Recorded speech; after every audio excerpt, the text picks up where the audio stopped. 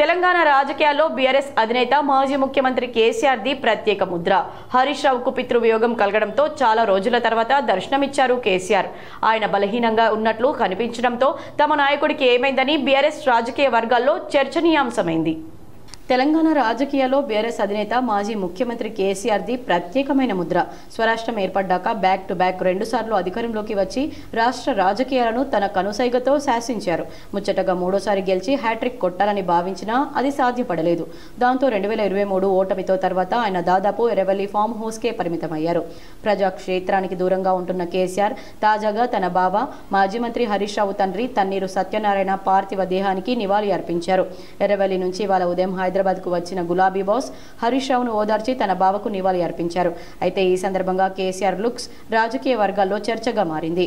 ఎప్పుడు clean shaving తో కనిపించే కేసీఆర్ ఇప్పుడు కాస్త గడ్డంతో కనిపించారు. అలాగే గతంతో పోలిస్తే మరింత బలహీనంగా ఉన్నట్లు కనిపించారు. చాలా రోజుల తర్వాత బయటకు వచ్చిన తమ నాయకుడికి ఏమైందంటూ బీఆర్ఎస్ లో రాజకీయ వర్గాల్లో చర్చ జరుగుతోంది.